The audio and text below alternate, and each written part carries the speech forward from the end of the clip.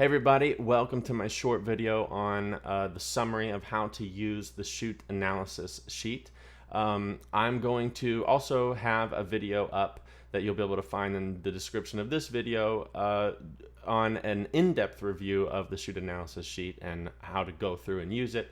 So if you want to do that, feel free to go over there to check that video out. This is just going to be a short couple-minute video on what it is, the purpose of it, and why to use it, and where to go to use it.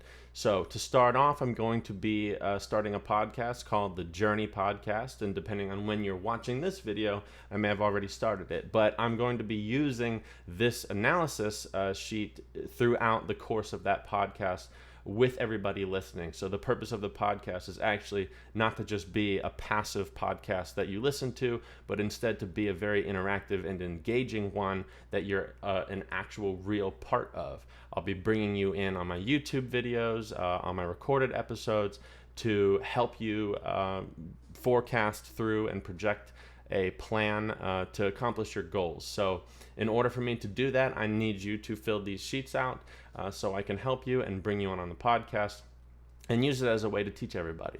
The shoot analysis sheet covers everything from the mechanics of shooting to the mental game, to nutrition, to preparation and planning for an event, and basically is a holistic approach to the game. So back into just the video about the shoot analysis sheet. So the purpose of the shoot analysis sheet is to create a real-time snapshot of the current state of your game. That includes every single category that's important to having a good performance in competition, in subcategories that include things that are both on and off the shooting field. It will also highlight your weaknesses and strengths and tells you how many targets you can gain if you improve in each one of those different categories. It's incredibly valuable. The shoot analysis sheet also gives you a way to track your progress in a round without using a score. So it gives you what's called a par score so that you can compare and contrast two different rounds or multiple different rounds to be able to track your progress and understand if you're making improvement based off of your actual performance rather than your score for that round, which allows the difficulty of the course to be irrelevant. So for example, if you shot a 95 in a charity event, but then shot an 82 in a NSCA registered event, you may think that your performance with an 82 is worse than a 95, but in actuality, if you run this through the shoot analysis sheet and it takes the difficulty of the course out, you may find that your 82 on the NSCA course was actually a better performance than the 95 on the charity event. This allows you to, over time, track to see a trend of improvement or regression in your performances and your ability to compete. That way you can understand if you're making progress or losing it. In addition to all of that, the shoot analysis sheet also gives you really important metrics that I'm going to read off a list because I can't remember them all, but basically it will give you your best possible score. So what score could I have shot on that round had I have done all the things really, really well? It'll give you a projected average course score. So essentially, what score would somebody who is an average NSCA competitor have shot on that course? It will give you the course difficulty rating, which will allow you to understand how hard the course was that you can compare and contrast with your actual score that you shot. And then use that to compare and contrast against other different tournament results. It will also give you a performance score in each important category. So all the important categories that you end up answering questions in for the self-analysis, it averages your score together to let you see side by side which categories and topics that are important to putting together a good performance in a tournament you're lacking in.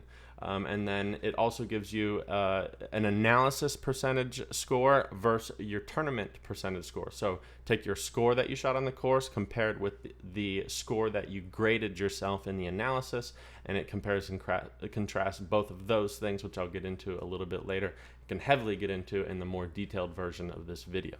Just some really important things to consider here that I wanted to bring up. This is not something that is brand new. It's something that I have used and tested with hundreds of students over the past year. And I've used that data to refine the formulas, make everything more efficient, and I'll present it in a way that makes the most amount of sense to you. So this is not a beta test of any sort. This is something that I actually use in my own teaching with my students, and it's something that I personally use after every event that I shoot to help me understand where I need to focus my efforts in being able to put together a better performance for the next day of a multiple day event, or just for the next tournament that I go to. And then lastly, and probably most interestingly, over the course of all of the tests and runs that I've done with my different students that have been using this, I have found that once you learn to objectively grade yourself, which doesn't take very long, in the self-analysis category, you will find that your self-analysis percentage and the score percentage that you shot, if it's a 100-target course, it's just the score that you shot, end up being within approximately plus or minus 5%. If you get really good, it's plus or minus 3% every time that you fill this out. What that means is there's a direct correlation between your performance on the self-analysis and the performance out on the course. So we can basically assume through all the data that we have through testing this so far that if you work to improve your self-analysis results, it will improve your score results out on the course. Why is that important? Because it teaches us to be process-oriented rather than product-oriented. We don't want to focus too much on the score. We want to focus on the things that are important to getting a good score, and that's what this really helps you do. Okay, so now we're going to head over to my website and show you how to use the shoot analysis sheet. All right, so now we're here at the shoot analysis sheet. You can find it by going to my website, dradulovich.com, and clicking analysis sheet at the top. Once you navigate to something other than the home page, you can Google my name and then shoot analysis sheet, or you can just go to dradulovich.com/shoot. But anyways, once you get there, this is what you see. One thing I will mention is that make sure that you input the correct email, because after you submit this, you'll get an automated response in an email that puts all of this together in a summary so that you have it all. And if you don't put the right email in, you won't get that. So anyways, I'm just going to run through this real quick, show you what's in here. If you want more information and you want to know more about each category, more about some of the questions or some other stuff, just go to the more detailed review. So we're going to start the shoot analysis sheet, and I have tournament information here. The one thing I'm going to mention on this video is that when you initially get to this page and it's not filled out, there will only be one row populated here. In order to get more rows, you can input all the stations on your scorecard. All you have to do is fully fill out the row, including the targets, total targets, and then once you enter the amount of targets for the stand and click outside the box, the next row will populate. So I'm going to show you that in an example right here. So we have station number 14, difficulty of 3, score of 6, total targets 6, nothing's populated. Click outside the box, and then a new row is populated. So then we can just enter that information again. Stand 15, difficulty 5, score 3, total targets 6. If that's all the stations that you have and you click outside the box and the next row populates, you don't have to fill it out to progress forward unless you fill something out in the station number. So don't leave that or leave that blank to progress forward. You can also upload a scorecard picture, put in comments, but that's not required. So we're just going to progress through. Here is the round maintenance category and the questions that it asks. Then you have the physical and emotional mechanics category and the different questions, different subcategories like research planning and your execution of those things. Again, you can put comments in every single one of these. It will show up in the email that you get, so you can get them, but you don't have to put comments. Next, we have visual mechanics, research, planning, and execution. Now we have visual acuity, awareness, management, and effectiveness. Relaxation prior to the shot, awareness, management, and effectiveness. All the rest of these subcategories are those three categories: awareness, management, and effectiveness. Your pre-shot routine, your post-shot routine with an example of them, and presence of self, which is something that I kind of talk about a lot. And definition right here, strategy and plan making definition right down there.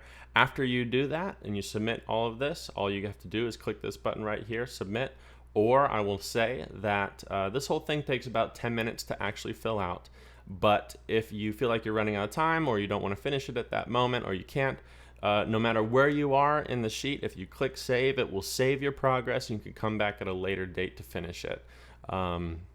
Even if you shut your computer off or phone, you can do this on your phone. So you click submit. Once you do that, it'll generate a bunch of information, put it into a PDF file, and automatically email you the results.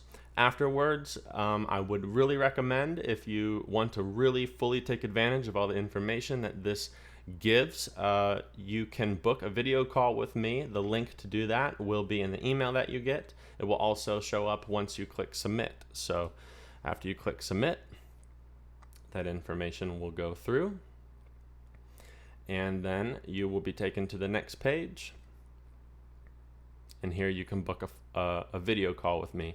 The video call can be accessed by the shoot analysis and video calls subsection in the appointments.